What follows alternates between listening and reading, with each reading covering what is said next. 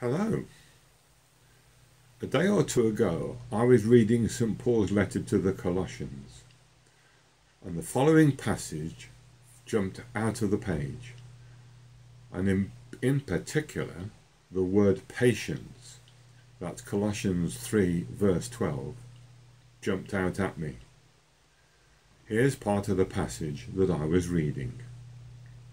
Therefore, as God's chosen people, holy and dearly loved, clothe yourself with compassion, kindness, humility, gentleness, and patience. Bear with each other and forgive one another. If any of you has a grievance against someone, forgive as the Lord forgave you. And over all these virtues put on love, which binds them all together in perfect unity.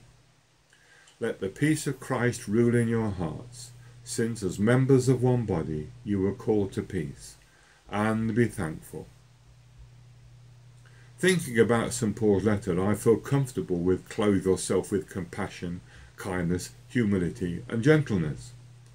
At least I am able to have a good shot at them, and many others seem to agree. However, the same others all seem to agree that I need more of the last one of St. Paul's list, patience.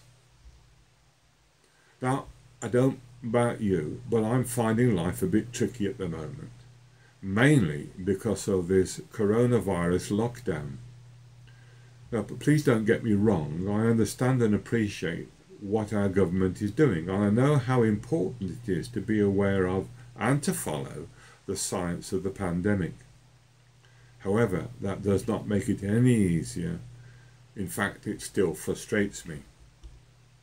So as I was musing my plight and feeling very sorry for myself, a story came to mind. There was a monk who was very impatient. You may wonder, why would a monk be impatient? Don't they become monks so they don't have to deal with the world? Yes, that's true in many cases. So you can imagine how impatient this monk was. The more he tried to be patient, the more impatient he became. So he decided that he must get away altogether to learn to be patient. He built himself a little home deep in the woods, far away from any form of civilization. Years later, someone was traveling in those woods and met him.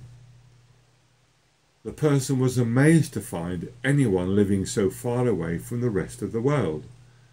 So he asked the monk why he was there all by himself. The monk said that he was there to learn to be patient. The traveller asked how long had he been there, and the monk replied, 7 years.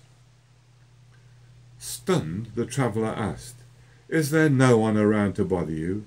How will you know when you are patient?" Annoyed, the monk replied, "Get away from me, I have no time for you, I am learning to be patient."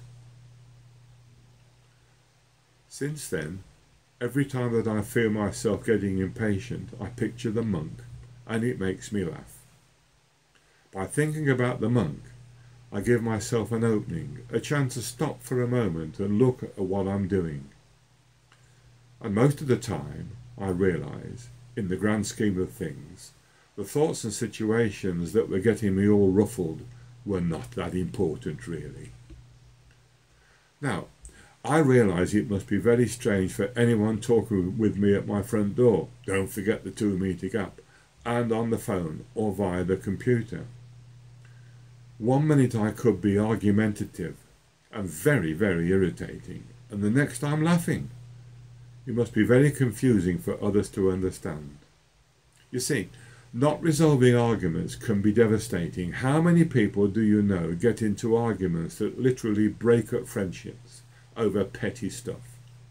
One word leads to another, and before they know it, it's many years later, and they have no idea why they were arguing in the first place. Now, the Bible says something about patience, and patience is one of the fruit of the Spirit. In Proverbs 19:11, the writer wrote, It's wise to be patient and show what you are like by forgiving others. That's a lesson we could all learn. So, even at the risk of looking silly, the next time you are about to get cross with someone, remember the monk in the woods. While you're laughing, explain why you're laughing.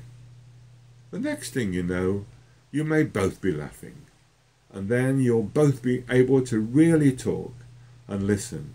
And I can tell you from my heart, God will love that conversation. So thank you for listening, and thank you for being so patient.